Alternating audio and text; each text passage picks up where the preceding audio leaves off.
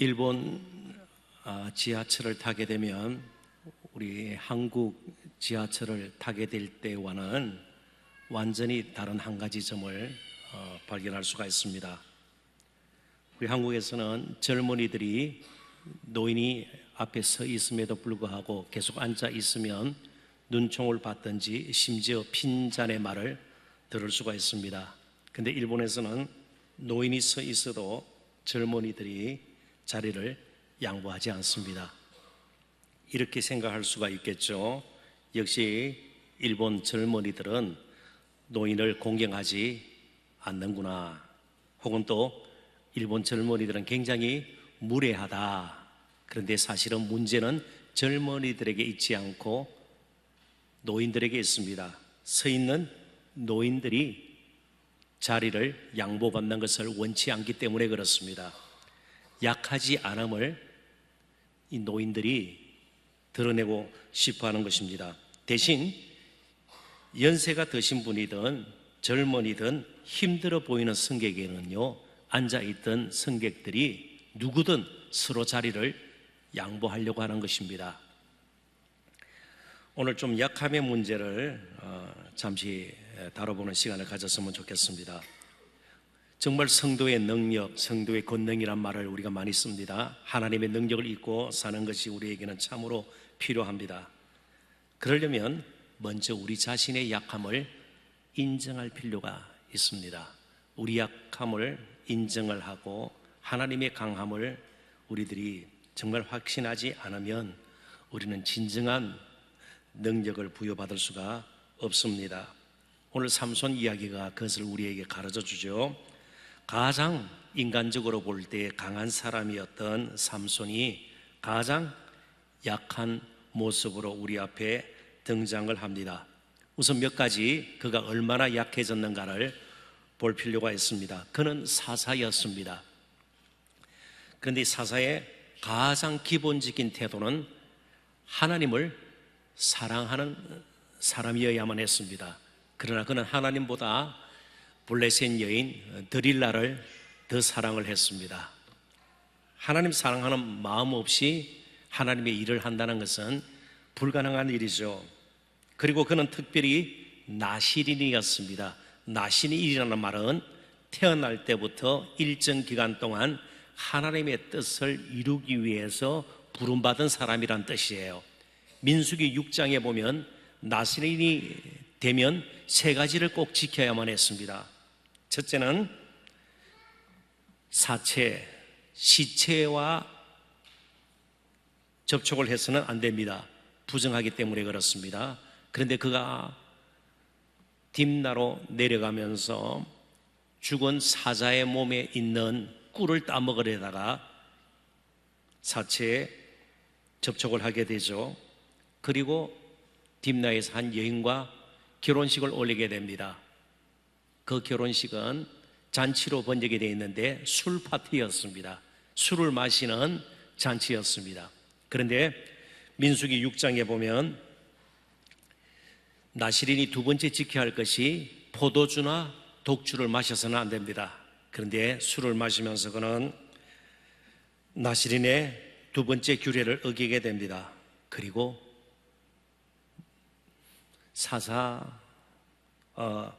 그 나시린 사명을 감당하는 동안은 머리를 깎아서는 안 되는데 결국 드릴라의 무릎에 누워 있다가 머리를 깎이게 됩니다.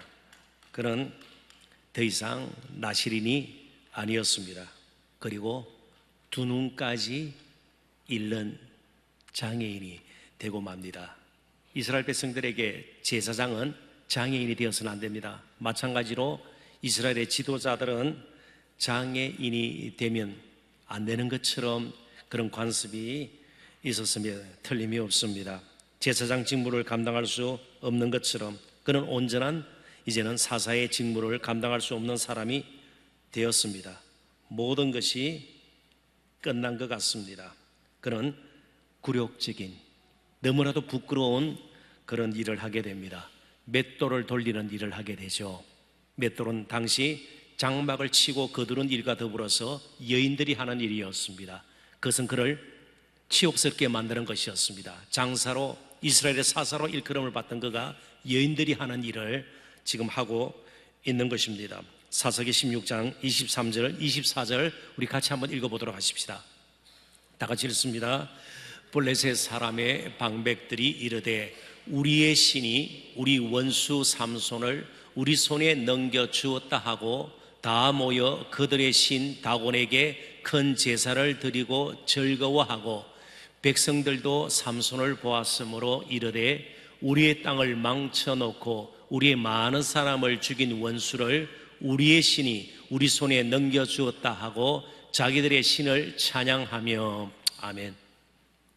그러니까 삼손이 개인적으로 치욕을 당하고 장애인이 되고 이제 사사로서의 사명을 감당할 수 없는 그런 비참한 지경이 된 것보다 더 사실은 이스라엘 백성들에게 있어서 충격이 되었던 것은요, 다곤 블레셋 사람의 신이 이긴 것처럼 이제는 이스라엘 사람들에게도 마음을 불안하게 만드는 그런 상황이 되어버린 것입니다. 블레셋 사람들은 우리의 신이 이겼다, 이런 못된 삼손을 우리가 잡아서 이렇게 약하게 만들었다, 그러면서 노래를 부르게 된 것입니다. 그리고 25절 보면 가장 이제는 부끄러운 일이 일어납니다.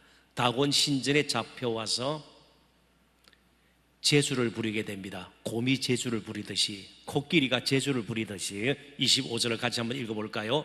다 같이 25절 읽어보도록 하십시다. 그들의 마음이 즐거울 때에 이르되 삼손을 불러다가 우리를 위하여 제주를 부리게 하자 하고 옥에서 삼손을 불러내매 삼손이 그들을 위하여 제주를 부리니라. 그들이 삼손을 더 기둥 사이에 세웠더니, 그러니까 기둥 사이에 세워서 무너지고요, 삼손의 마지막 놀라운 그런 능력이 나타나기 전에 뭐가 있었습니까? 제주를 부렸습니다. 어떤 제주인이라 알지는 못하지만 서커스당, 공마당 같은 데 불려온 것처럼 두 눈이 뽑힌 채로 그렇게 힘을 떨치던 삼손이 인생의 밑바닥까지 장애인이 되어서 그렇게 비참한 모습으로 이제 모든 것이 끝난 것 같습니다. 팀 켈러 목사님은 바로 삼손의 이런 약함을 다음과 같이 표현을 했습니다. 팀 켈러 목사님 말을 제가 인용을 합니다. 삼손은 자신의 힘을 하나님의 자비의 선물이 아니라 결코 빼앗기지 않을 자신의 권리로 보고 있었던 것이다. 우리는 언제든지 약해질 수 있습니다. 우리가 계속해서 힘을 얻고 하나님의 일을 감당할 수 있는 것은 하나님께 주시는 힘이 은혜의 선물임을 알고 또 겸손해질 때입니다. 이제 두 눈은 볼 수 없은 장애인이 되어버렸습니다. 그렇지만 삼손은 하나님을 바라보았습니다. 다시 한번 하나님을 바라보았습니다. 왜요? 하나님의 능력은 없어지지 않았기 때문에 그렇습니다. 그래서 하나님께 부르짖습니다. 28절을 우리 같이 큰 소리로 한번 읽어보도록 하십시다. 그 삼손이 여호와께 부르짖어 이르되 주 여호와여 구하옵나니 나를 생각하옵소서. 하나님이여 구하옵나니 이분만 나를 강하게 하사 나의 두 눈을 뺀 블레셋 사람에게 원수를 단번에 갖게 하옵소서 하고, 잠시 좀 실장님 화면을 그대로 비춰주시면 좋겠습니다. 그 삼손이 여호와께 부르짖어 이르되 주 아도나이라는 헬라 단어고요, 여호와 스스로 계신 하나님 구하옵나니 나를 생각하옵소서. 하나님이 엘로힘 모든 것을 있게 하시는 창조주 하나님 구하옵나니. 그러니까 우리는 빨리 지날 수 있지만 히브리 원문에는 하나님을 부르는 그런 호칭들이 조금씩 다 달라요. 그러니까 자신이 알고 있는 하나님에 대한 지식을 다 총동원해서 부르짖은 것입니다. 우리가 하나님께 나아갈 때는 모든 것을 쏟아 부어야 해요. 하나님께 집중하기 위해서 우리가 알고 있는 지식, 우리의 경험 다 가지고 하나님께 나가야 되는 것입니다. 그래서 바로 이 부르짖음에는요, 개인적인 복수 이상의 의미가 있습니다. 다곤 신전에서 이제는 블레셋 사람의 신이 이긴 것처럼 되어 있지만 그렇지 않다는 것입니다. 하나님이 참 신이시고요, 하나님께서 다스리시고요, 내가 아니고 나는 인간, 사사는 이렇게 비참한 모습이지만 하나님이 이스라엘을 다스리는 진정한 사사심을 그는 고백을 했습니다. 선포를 했습니다. 하나님이 다스리지 블레셋 사람들이 이스라엘 땅을 다스리는 것이 아니라는 것이죠. 나는 비록 이런 모습이지만 하나님만이 진정 우리의 기도를 응답하시고 이스라엘을 이끄실 수 있는 분이시다. 그는 마지막 사사로서의 사명을 감당하기 위해서 아무도 그를 따르지 않았습니다. 이스라엘 백성들 가운데 삼손을 따르는 사람은 한 사람도 없었습니다. 오히려 그를 팔아넘기려고 했던 사람들이 3,000명이나 모였던 적은 있습니다. 기도원도 300명의 용사가 뒤따랐지만 이 사사에게는 아무도 따르는 사람이 없었습니다. 그래서 마지막 홀로 이제 하나님께 다시금 그가 하나님 기뻐하시면 이제 이 몸을 들여서 사사로서의 마지막 제물이 되기를 원합니다. 그래서 홀로 자신의 온전치 못한 장의 몸을 다곤 신전에서 제물로 드리게 됩니다. 어디에서요? 다곤 신전에서요. 하나님의 성소가 아니에요. 다곤 신전에서. 왜요? 하나님은 다곤 신전에도 계셨기 때문에 그렇습니다. 그의 백성이 부르짖을 때에, 그의 백성이 자신을 들여서 헌신할 때에 하나님은 그곳에도 계십니다.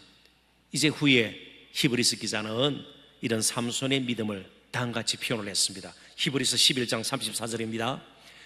불의 세력을 멸하기도 하며 칼날을 피하기도 하며 연약한 가운데서 강하게 되기도 하며 전쟁에 용감하게 되어 이방 사람들의 진을 물리치기도 하며 믿음의 선진들의 이야기를 하면서 연약한 가운데서 강하게 되기도 하며, 연약한 가운데서 믿음으로 강하게 된 사람, 바로 삼손을 의미합니다.